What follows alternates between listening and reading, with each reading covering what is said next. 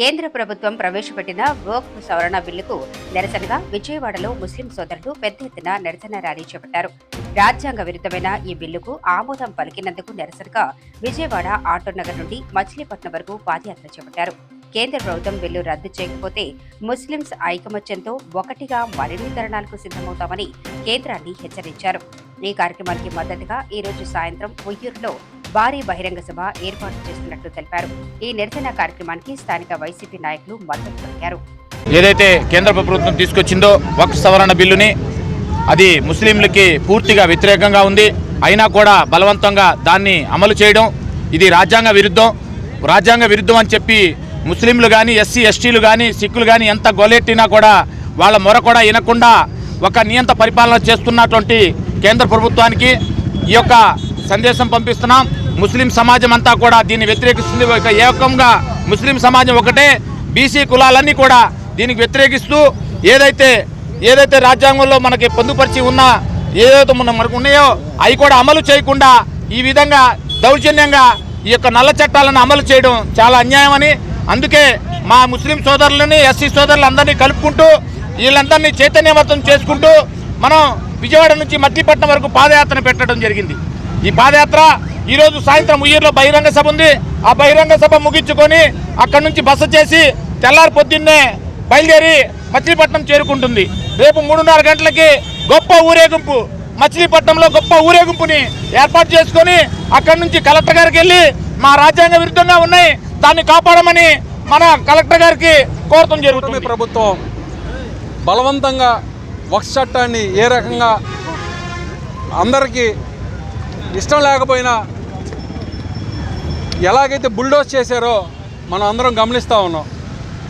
ఈ కుటుంబ నాయకులు ఈ కూటమి ప్రభుత్వంలో ఉన్న కేంద్ర మంత్రి గారు పెమిసాని గారు ఎలక్షన్ల ముందల అవసరమైతే మా పదవీ త్యాగాలు చేసైనా సరే మేము ముస్లిం సోదరులకు అండగా నిలుస్తామని, వాళ్ళ యొక్క హక్కుల్ని ఎటువంటి పరిస్థితిలో కాలదోసేటువంటి పరిస్థితి రానివ్వమని, అటువంటి పరిస్థితి కనుక ఉత్పన్నం అయితే మేమందరం కూడా రాజీనామా చేస్తామని చెప్పినటువంటి పరిస్థితి మనం ఈనాడు చూసినట్టయితే నోరెత్తి ఒక్క మాట కూడా మాట్లాడినటువంటి పరిస్థితి. ఈ కూటమి ప్రభుత్వం నేను అడుగుతా ఉన్నా సూటిగా, చంద్రబాబు నాయుడు గారు ఎందుకంటే మీరు సమర్థిస్తున్నారు? ఎలక్షన్ల ముందర మీరు ఏం చెప్పారు, ఇవాళ మీరు ఏం చేస్తున్నారు? కావున ఈ మైనార్టీ సోదరులందరికీ వాళ్ళ యొక్క హక్కుల్ని కాలదోసినటువంటి ఈ చట్టాన్ని వ్యతిరేకిస్తూ వాళ్ళకి మా పార్టీ తరఫున వైసీపీ పార్టీ తరఫున వాళ్ళకి మా యొక్క సంఘీభావాన్ని తెలియజేస్తూ వాళ్ళతో పాటు మేము కూడా ఈ ధర్నాలో పాల్గొని వాళ్ళకి మా యొక్క మద్దతు ప్రకటించడం జరిగింది.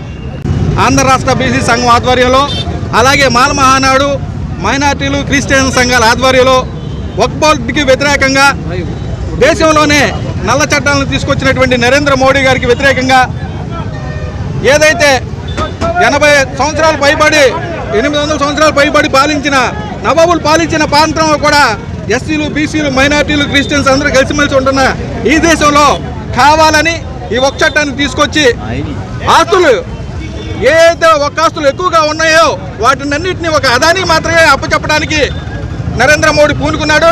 రాహుల్ గాంధీ గారు మొన్న పార్లమెంట్లో చెప్పారు, ఈ రోజున ముస్లిం చట్టాలని సవరణ చేశారు, వెంటనే క్రిస్టియన్ వ్యవస్థని సవరణ చేసి వాళ్ళ ఆస్తుల మీద పట్టడానికి నరేంద్ర మోడీ సిద్ధంగా ఉన్నాడు. అందుకనే హిందువులు ముస్లింలు క్రిస్టియన్స్ అందరూ ఏకతాటిపై రావాలి. ఎందుకంటే ఈ రోజున ముస్లిం చట్టాలు చేశారని మీరు కాముగా ఉంటే రేపొద్దున మీ ఇంటి మీదకి వస్తాడు, ఎల్లుండి వేరే వాళ్ళ ఇంటి మీదకి వస్తాడు. కనుక అందరూ కలిసిగట్టుగా ఉండి ఈ చట్టాన్ని వ్యతిరేకించి ఖచ్చితంగా ఇది రీవర్క్ చేసే వరకు బీసీ సంఘాలు ఎస్సీ సంఘాలు మైనార్టీ సంఘాలు అన్నీ కూడా ఉద్యమ బాట పడతాయని తెలియజేస్తూ ఈ కార్యక్రమానికి మద్దతు ఇస్తున్న వైసీపీ పార్టీకి ధన్యవాదాలు తెలియజేస్తున్నాం.